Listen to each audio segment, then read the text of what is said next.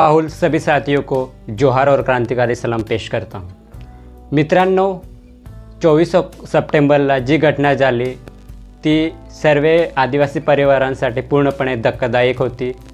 24 तारखेला जयबाबा वडवींच्या न्यायासाठी निघालेला मूक मोर्चा हा पूर्णपणे शांततेत होता आणि या मूक मोर्चेत पूर्णपणे जो आदिवासी युवक होता आणि जो विद्यार्थी होता त्यांनी पूर्णपणे या मूक मोर्चेत पार्टिसिपेट केलं होतं।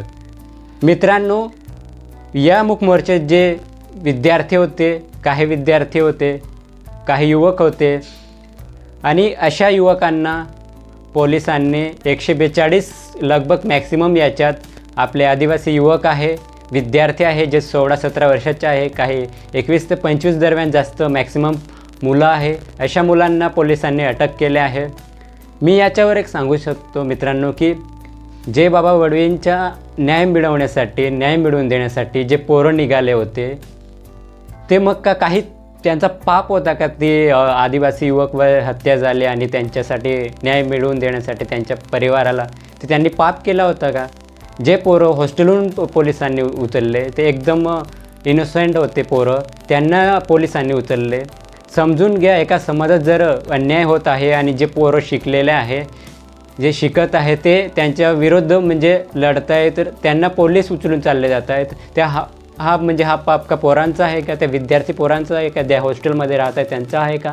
जे असे विचार करून निघाले की एक आमच्या आदिवासी, आमचे मोठे भाऊ जयबाबा वडवी यांच्यावर खुलेआम हत्या झाली, त्यांच्या न्यायासाठी आम्ही जर एक मूक मोर्चामध्ये जातो आहे तर मग त्यांनी पाप केला।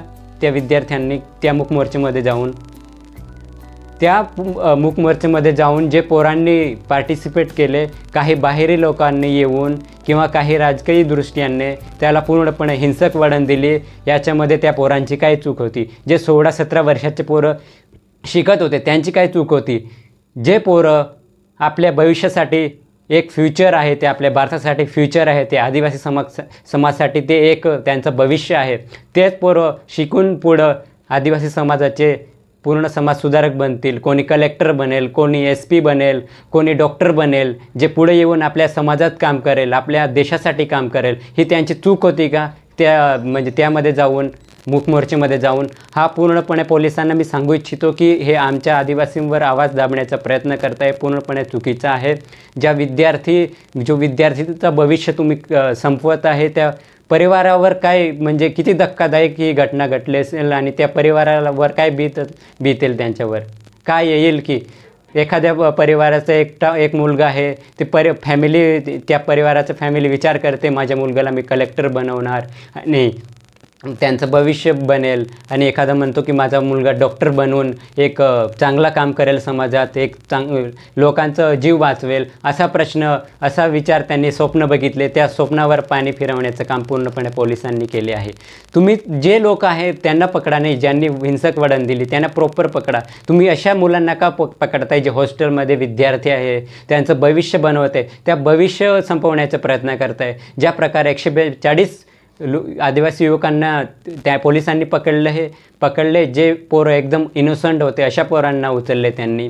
मी सांगू इच्छितो की माझ्या आदिवासी समाजावर जे विद्यार्थी आहे, जे पूर्णपणे शिकत आहे, त्यांचं भविष्य संपवण्याचा प्रयत्न करू नका, कारण की हेच भविष्य आमच्या समाजासाठी आहे। कारण की ऑलरेडी आमचा समाज खूप मागासलेला आहे, आमचे विद्यार्थी खूप कमी आहेत, ते खूप कमी शिकतात।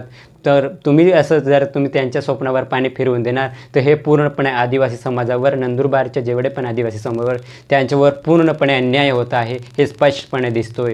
जर आमच्या समाजावर अन्याय होत आहे तर आमचा पहिला प्राथमिकता आहे की आम्ही आमच्या समाजासाठी लढलो पाहिजे, आमच्या आदिवासींसोबत उभं राहिलो पाहिजे। कशा प्रकारे जर खुलेआम हत्या होत असेल का आम्ही होऊ देऊ का? आमच्या मोठ्या भाऊंवर खुलेआम हत्या झाली तर आम्ही का बसून राहू का? आम्ही त्यांच्यासोबत राहू ना, त्यांच्यासाठी लढा देऊ, त्या न्यायासाठी लढा देऊ, आम्ही संविधानिक पद्धतीने लढू। पण कशा प्रकारे या पोलीस प्रशासनाने ही चुकी पूर्णपणे पोलीस प्रशासनाची, जर पोलीस प्रशासन पूर्णपणे जर कंट्रोल केलं असतं, त्यांची जबाबदारी होती तर त्यांनी पूर्णपणे कंट्रोल करून या मुलांचं भविष्य कसं काय वाचवायला असतं। जर पूर्णपणे जर व्यवस्थित बॅरिकेडिंग केली असते वगैरे तर हे झालं नसतं हिंसक वळण. बाहेरच्या लोकांनी जर याला हिंसक वळण झाली नसती, कंट्रोल केलं असतं. पण कसं काय आमचे जे आता आदिवासी युवक जे आहे, विद्यार्थी आहे, त्यांच्यावर पूर्ण त्यांचं भविष्य आता खतरेमध्ये आहे. पूर्णपणे त्यांचं भविष्य आता खतम दिसतंय. तर मी पोलीस प्रशासनाला हेच विनंती करतो की माझ्या आदिवासी इनोसंट बोलाबाला आहे त्यांच्या युवांवर, विद्यार्थ्यांवर तुम्ही असं करू नका. जे विद्यार्थी हॉस्टेलमध्ये राहत होते त्यांचं काहींचा पेपर होता, भरतीचा पेपर होता, काहींचा एक्झामच्या सेमेस्टरचे पेपर होते, पण कशा काय प्रकारे या पोलीस प्रशासनाने त्यांना पकडलं. जे पोरं जे आसपास दिसत होते त्यांना पकडले, जे प्रॉपरपणे जे हिंसक वळण देणारे त्यांना नाही पकडलं. तर असं माझ्या समाजावर की अन्याय होतो हे पूर्णपणे आपल्याला याच्यावरनं दिसतं. ज्या दिवसापासून हे हिंसक वळण झालं त्या घटनेनंतर कशा प्रकारे ह्याच पोरांना 142 पोरांना उचलून गेले.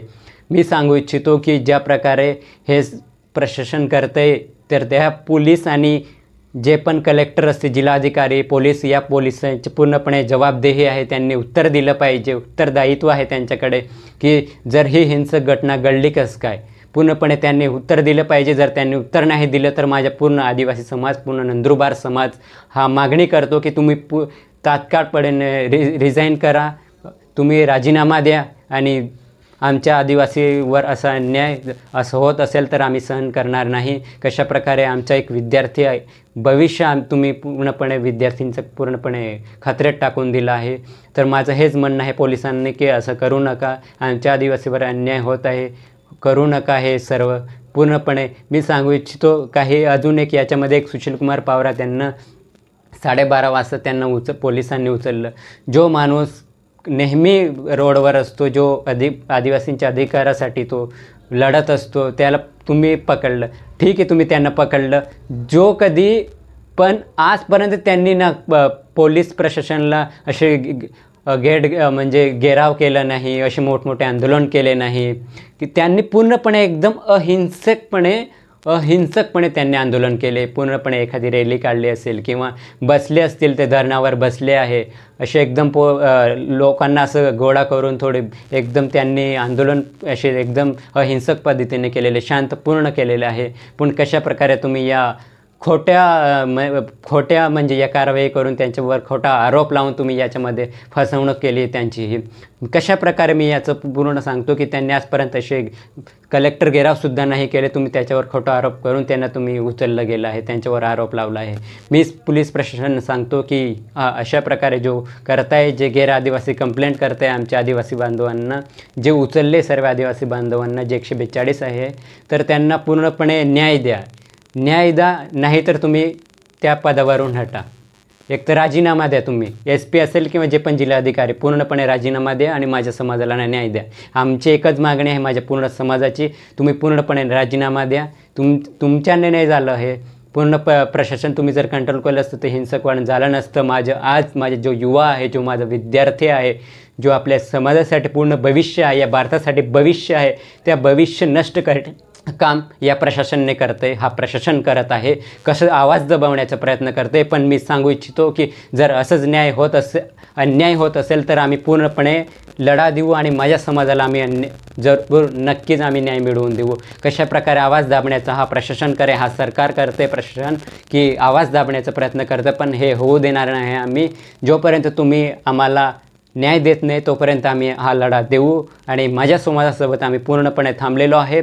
आणि मी जेवढे पण नेत्यांना सांगतो की आपला विद्यार्थी आहे, आपला समाज आहे, आपल्या येणाऱ्या पिढींचा भविष्य आहे, तो त्यांच्यासोबत थांबा. आणि जे नेत्यांनाही सांगू इच्छितो की तुम्हीही या पोरांसोबत थांबा आणि यांना न्याय मिळवून द्या. जे इनोसंट पोरं आहेत त्यांना सोडा तुम्ही, आणि जे खरं प्रकारे हिंसक वळण देणारे त्यांना पकडा, हे सांगू इच्छितो मी. आणि जेवढे पण जे संघटना कार्यकर्ता असेल त्यांनी निवेदन द्या. जेवढे पण आदिवासी संघटना आहे नंदुरबार जिल्ह्यामध्ये काम करत असतील किंवा महाराष्ट्रामध्ये काम करत असतील, तुम्ही सर्व प्रकार प्रशासनाला तुम्ही निवेदन द्या की जे इनोसंट पोरं आहे, जे एकदम शिकणारे पोरं आहे, 16, 17, 21, 25 वर्षाचे पोरं आहे, त्यांना सोडा आणि त्यांचं भविष्य संकटात टाकू नका, त्यांचं भविष्य खतऱ्यामध्ये टाकू नका. तुम्ही हा विचार करा, त्या फॅमिली, तो गरीब फॅमिली जो पूर्णपणे ना त्यांच्याकडे रोजगार आहे, ना त्यांच्याकडे चांगला पैसा आहे, चांगली शेती आहे, त्या फॅमिलीवर काय काय बीतत असेल, त्यांच्यावर किती धक्कादायक घटना घडली असेल की आज माझा मुलगाला मी हे बनवणार होतो, ते बनवणार होतो. आज त्या पोरांवर जर खोटे आरोप लावून त्यांना अटक पोलिसांनी केली असेल, तर तो परिवार, तो वडील, तो आई काय विचार करत असतील हे तुम्ही लक्षात द्या. आणि जे पण आदिवासी संघटना असेल किंवा जे पण नेते असतील माझे आदिवासी सर्व बांधवांना मी हेच सांगू इच्छितो की निवेदन द्या. पोलीस प्रशासनाला, असं जिल्हाधिकारी सर्वांना निवेदन द्या की माझ्या आदिवासी समाजावर जो अन्याय होतो आहे तो तुम्ही बंद करा आणि आमच्या जो विद्यार्थी असेल किंवा जे युवक आहेत त्यांना सोडा. जय जोहार, जिंदाबाद.